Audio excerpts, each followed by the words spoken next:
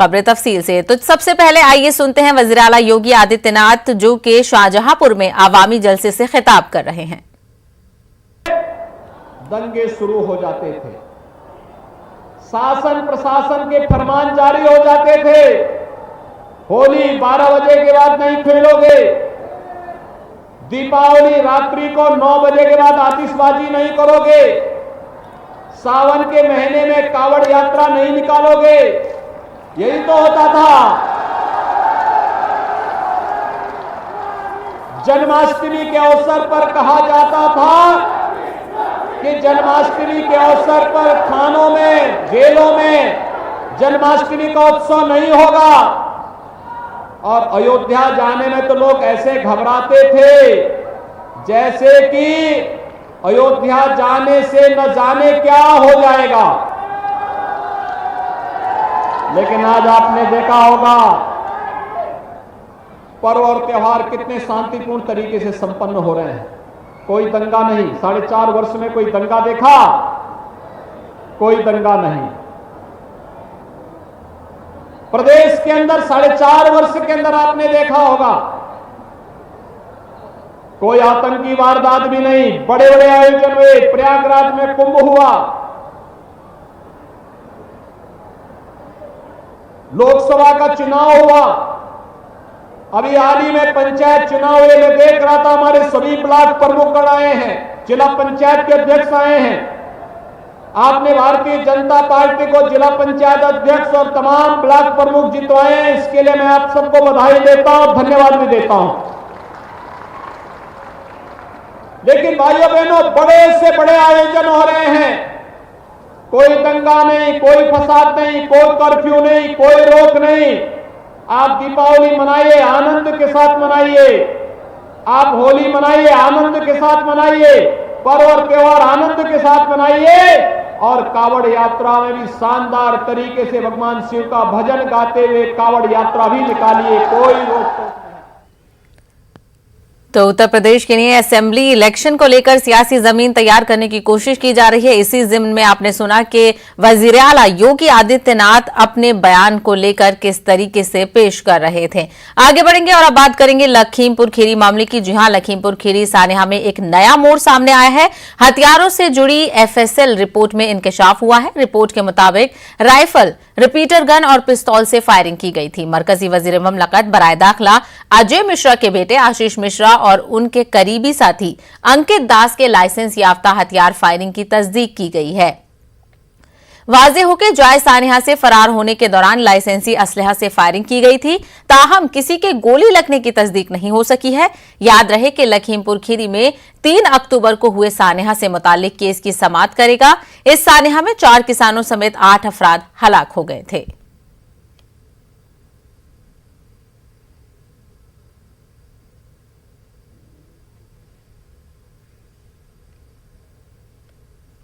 दिवाली से कबल महाराष्ट्र के साबिक वजीर आला देवेंद्र फडणवीस ने इंकशाफ करने की बात कही थी, लिहाजा आज वो मीडिया से रूबरू हुए। उन्होंने महाराष्ट्र के अकलती वजीर नवाब मलिक के रिश्तेदारों पर अंडरवर्ल्ड से राब्ता होने का इल्जाम आयद किए। देवेंद्र फडणवीस ने कहा कि नवाब मलिक के रिश्तेदारों ने मुंबई के गुनाहगारों से जमीन खरीदी है। देवेंद्र फडणवीस ने शाह वली खान और मोहम्मद सलीम पटेल का तस्किरा किया। शाह वली खान 1993 सिलसिलेवार धमाकों का कसूरवार है, जो उम्र कैद की सजा काट रहा है। सलीम पटेल का ताल्लुक दाऊद गैंग से है, जो हसीना पारकर का मुहाफिज और ड्राइवर था।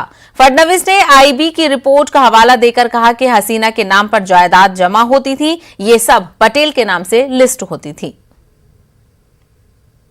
अब कुर्ला में एक 3 एकड़ जगह, 2 एकड़ 80 2.80 एकड़, 3 से थोड़ी कम, 1,23,000 स्क्वायर फीट की जगह, इसको गोवा वाला कंपाउंड कहा जाता है। तो गोवा वाला करके उनकी जगह थी। और ये जगह कहां है कुर्ला में? एलबीएस रोड पर। जिनको एलबीएस रोड, आपको तो मेरे से ज्यादा जानकारी है कि वो कितना प्राइस्ड एरिया है। इस जमीन की एक रजिस्ट्री सॉलिडस नाम की कंपनी के साथ हुई।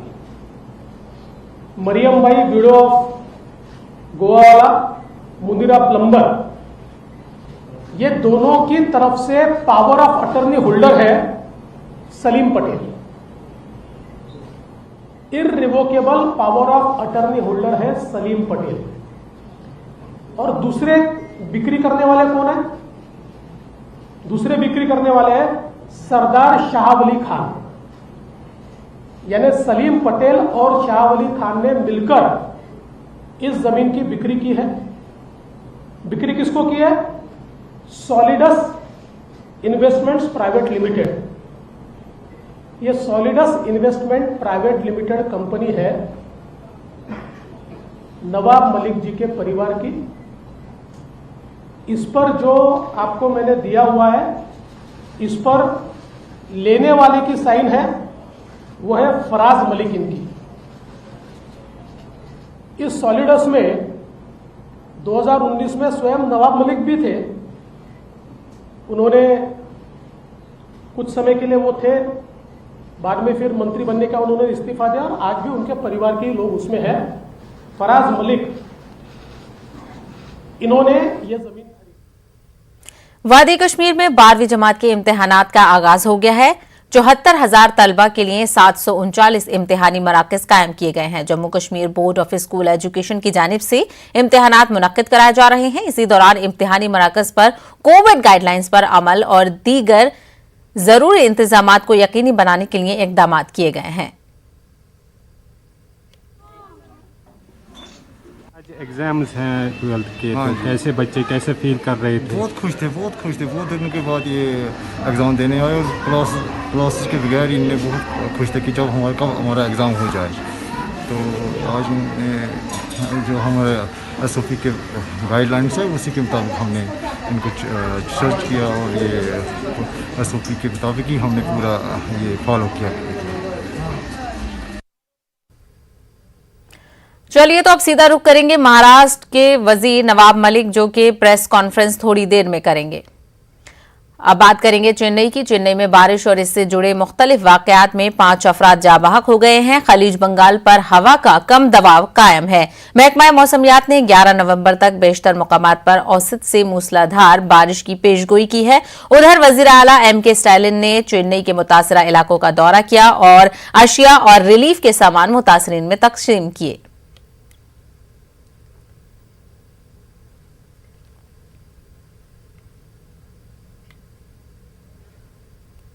तो आप देख सकते हैं कि पानी कितना भर गया है, लोगों को मुश्किलात का सामना है और वज़ीर आला स्टालिन ने भी इलाकों का दौरा किया है।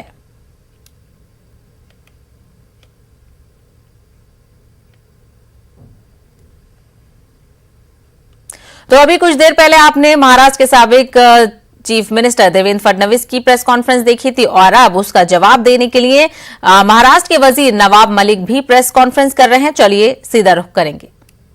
लेकिन कल सुबह 10 बजे देवेंद्र जी का अंडरवर्ल्ड का क्या खेल है इस महाराष्ट्र में,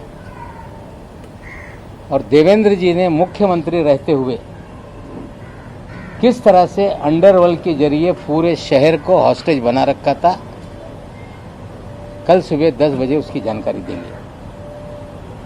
लेकिन आरोप लगाया गया कि हमने 1.5 लाख फुट जमीन खरीद ली कौड़ी मॉल में। देवेंद्र जी ने कहा कि जाली किराएदार उसमें बनाए गए। आप सभी जाकर देख लें, वो 1.5 लाख फुट जमीन पर एक मदीनतुल आमान नाम की कोऑपरेटिव हाउसिंग सोसाइटी है, जो 1984 में वहां इमारत बनी, गोवा वाला कंपाउंड के नाम से जानी जाती है, जिसमें मुनीरा पटेल ने रस्सी वाला को डेवलपमेंट राइट देके वहां पे 140 से 150 मकान बनाकर आम लोगों को बेचे। आज भी वो सोसाइटी वहां पर है। उसके पीछे जो जमीन है उस पे बड़े पैमाने पे झुग्गी झोपड़ी है, और हमारा एक गोडाउन वहां पे है जिसकी सॉलिडस इन्वेस्टमेंट कंपनी की वो लीज पर जो मुनीरा है उनसे वो लीज पर थी 30 साल पहले से, और आगे हमारी उसी प्रॉपर्टी में 4 दुकानें थी। आप कह रहे हो कि फेक टेनेंसी क्रिएट की गई। बहुत सारे पत्रकार होंगे, जब 1996 में शिवसेना भारतीय जनता पार्टी की सरकार थी और हमें लगता है शायद 9 नवंबर का ही वो दिन था, और महाराष्ट्र में एक चौंकाने वाला नतीजा आया था जब नवाब मलिक शिवसेना भारतीय जनता पार्टी की सरकार में पहली बार उपचुनाव जीता था, और उस चुनाव का कार्यालय उसी गोवा वाली बिल्डिंग में था और जश्न भी वहीं मनाया गया था। 96 के आप जाकर मेरे कार्यालय के चुनाव के डॉक्यूमेंट निकाल लेंगे तो वहीं से हमने चुनाव लड़ा था। हम किराएदार वहां पे थे। जो मुनीरा पलम्बर है उन्होंने वहां पे झोपड़पट्टी थी,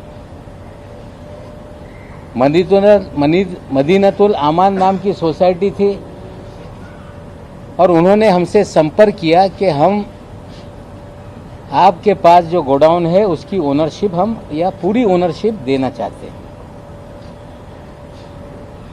हमने उनसे ओनरशिप ली। उनका जो पावर ऑफ अटॉर्नी था सलीम पटेल, उससे हमने रजिस्ट्री की। वो सारे कागजात उपलब्ध हैं। किराएदार के नाते उस समय जो स्टैम्प ड्यूटी थी, जो कीमत थी, हमने अदा की। वो सरकारी दस्तावेज में उपलब्ध है। हमने मालकिन से ली। अगर वो किसी को कहती है कि ये मेरा पावर ऑफ अटॉर्नी है, उससे आप पूरा आपका जो भी व्यवहार है वो पूरा कर लो, तो हमने वो पूरा करने का काम किया। देवेंद्र जी ने बढ़ा चढ़ा के बम ब्लास्ट का उल्लेख करने का काम किया। सरदार वली खान का उल्लेख करने का काम किया। शायद देवेंद्र जी को उनके मुखबिर बता नहीं पाए कि उसी गोवाला कंपाउंड में सरदार वली खान का आज भी घर है। पिछले 70 सालों से उसी गोवाला कंपाउंड में सरदार वली खान के जो पिताजी थे वो गोवा वाला परिवार के एक वॉचमैन की तरह वहां पर काम करते थे। और जब हमने संपत्ति गोवा वाला परिवार से ली तो 300 मीटर पे सरदार वली खान ने अपना नाम चढ़ा लिया था।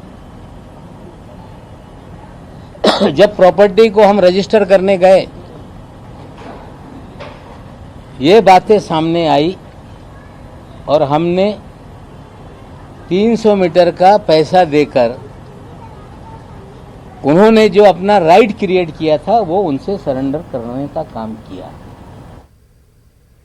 तो आपने देखा कि किस तरीके से देवेंद्र फडणवीस की तरफ से लगाए गए इल्जामात का जवाब महाराष्ट्र के वजीर नवाब मलिक ने दिया, और तमाम तर इल्जामात की जो जवाबदेही है वो उन्होंने पेश की। फिलहाल रुकेंगे एक छोटे से ब्रेक के लिए, जल्द लौटेंगे कुछ और खबरों के साथ।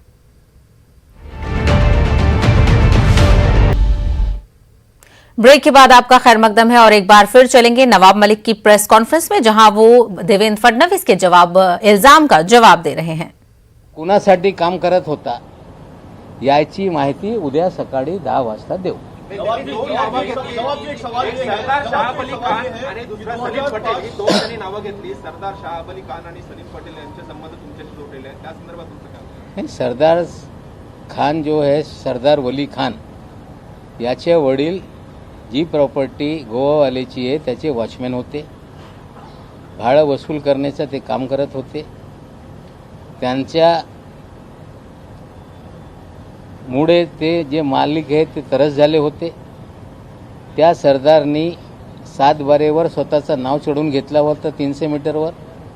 जेव्हा मालकींनी आम्हाला आगे बढ़ेंगे। श्रीनगर में आम शहरी की हलाकत के बाद सिक्योरिटी में इजाफा कर दिया गया है। 24 घंटों में 2 हलाकतें हुई हैं। लाल चौक और दीगर इलाकों में सिक्योरिटी फोर्सेज ने लोगों और गाड़ियों की चेकिंग की।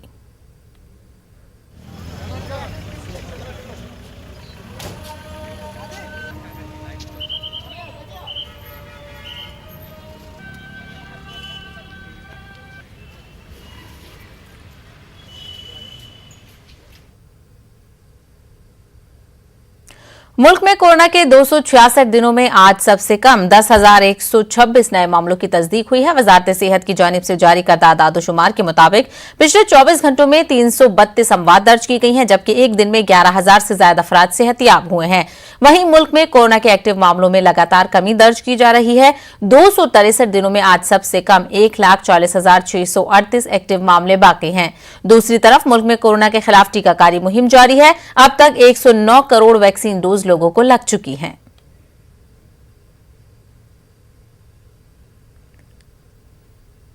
तो ये हम आपको बता रहे थे कोरोना के आदादो शुमार। आज कई दिनों के बाद जो कोरोना के मामले हैं वो कम दर्ज किए गए हैं। वहीं जो एक्टिव केस लोड है वो भी कहीं ना कहीं कम हुआ है। 1,40,000 के करीब एक्टिव मामले आए हैं। आगे बढ़ेंगे। आलमी सेहत इदारे के जरिए कोरोना कोवैक्सीन को हरी झंडी मिलने के बाद बरतानिया इसे इमरजेंसी इस्तेमाल की फहरिस्त में शामिल करने का फैसला किया है। यानी कोवैक्सीन की दोनों डोज ले चुके अफराद को बरतानिया का सफर करने पर क्वारंटीन नहीं किया जाएगा। 22 नवंबर से यह फैसला नाफिज होगा। कोवैक्सीन को हैदराबाद की भारत बायोटेक कंपनी ने बनाया है। एस्ट्राजेनेका वैक्सीन को बरतानिया पिछले महीने इमरजेंसी इस्तेमाल की फहरिस्त में शामिल कर चुका है।